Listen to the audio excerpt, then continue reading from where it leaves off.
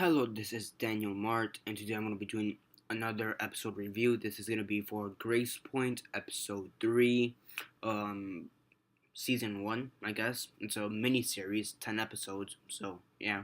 Um, but before I begin, 10-second spoiler warning as usual for those that have yet to actually watch the episode and haven't already.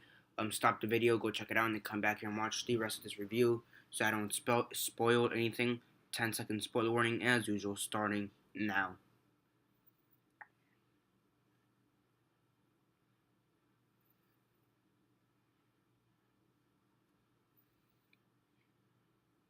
Okay, so 10 seconds are up. So for those who have yet to actually watch the episode and haven't already, please don't comment down below or be messaging me that I never gave you a fair warning because as usual I did. So yeah, as usual, quick synopsis, likes and dislikes, and then the rate. So yeah, basically there's still the ongoing investigation as to who possibly killed Danny Solano. Um, in this episode, they seem to be suspecting Mark Solano, who is the dad. They're trying to corroborate his story, his not backstory, but where he was on the night that Danny disappeared or died. Um, throughout this whole episode he keeps making up excuses as to where he was, saying that he was out drinking with his friends slash co-worker Vince, and then saying that he was on a job, and he just kept lying basically up until the very end where he said he was hooking up with one of the waitresses, not waitresses, cleaning ladies from one of the hotels that is also one of the somewhat she's kind of a main character in the series. To her, and to some extent she is a main character, I guess, more of a side character, but you know what I mean.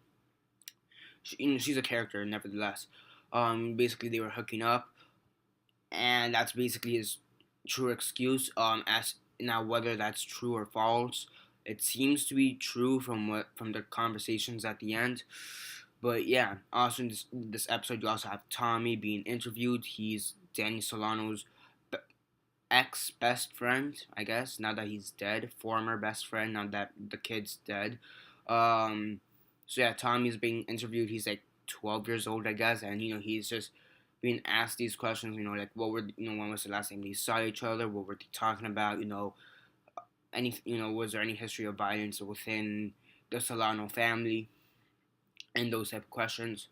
But besides that, nothing really else happened within the episode that hasn't already been occurring throughout the episode. Um, I mean, there's the guy who says he has messages from Danny Solano, which is he's kind of weird. The character himself, he's kind of weird. He's like this electrician, I believe, and he's kind of weird because he says he's not really getting the messages from him. It's not like he's a direct pipeline. It's like he's getting it from someone else who apparently has done this in the past for him, and most of the time it's true. So he gets the messages and delivers them to whoever it needs to be delivered, and usually it seems to be true. Um, so yeah, kind of an odd character, I guess.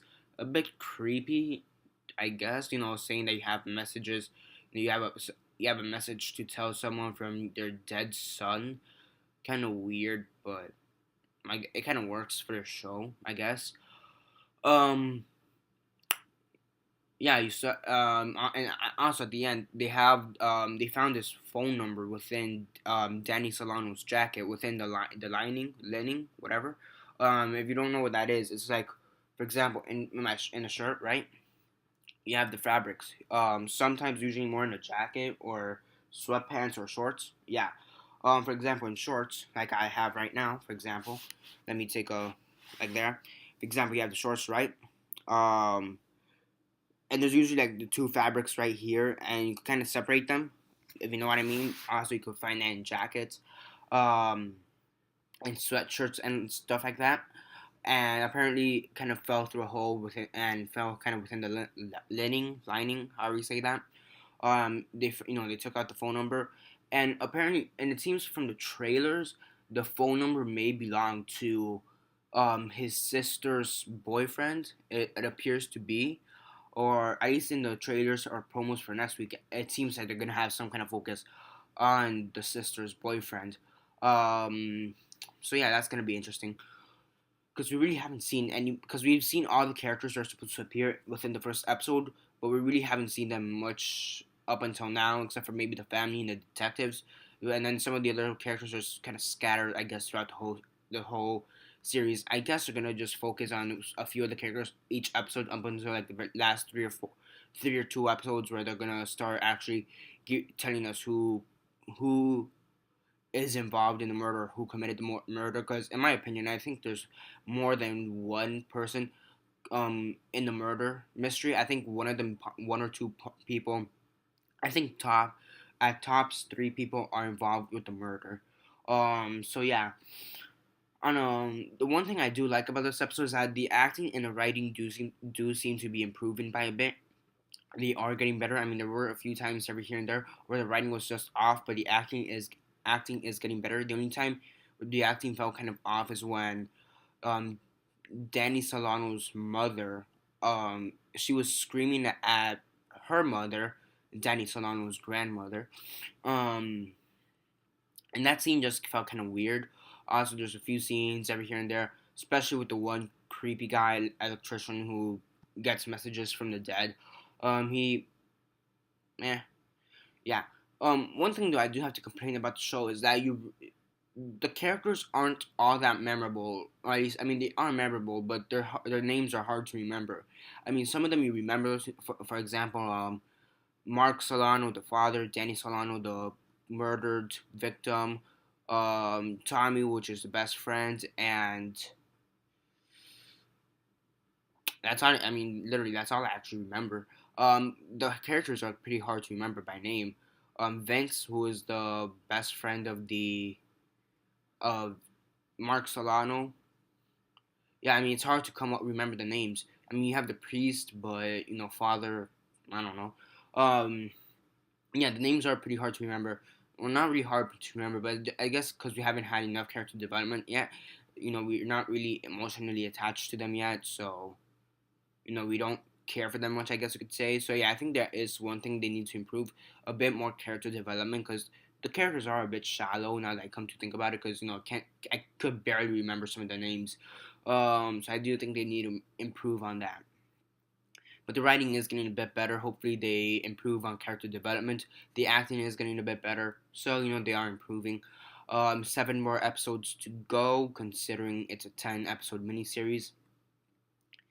And for this episode, on a rate from 1 to 10, 1 being the worst, 10 being the best, and 6 being decent, 7.5 I guess it would have to be a fair score. So so yeah, I mean 7.5 out of 10. That's the rate, and yeah, that's basically it for now. Subscribe if you're not already subscribed. I do movie reviews, TV show reviews, and comic book reviews. TV show wise, I review Gracepoint, Scorpion, Walking Dead, Gotham, Flash, Arrow, Z Nation, and next week I'm gonna start reviewing Constantine, which comes out next week. And yeah, that's basically it for now. Subscribe if you're not subscribed, as I said before. Movies, TV shows, and comics. Um, besides that, comment down below on your thoughts on this episode. What were your thoughts? Comment all that down below. Let me know. And who do you think possibly killed Danny Solano, or who do you think is involved? Also, comment all that down below. Let me know. Besides that, like this video, share on Facebook, Twitter, MySpace, or whatever you guys prefer. And that's basically it for now. This is Daniel Mart signing off.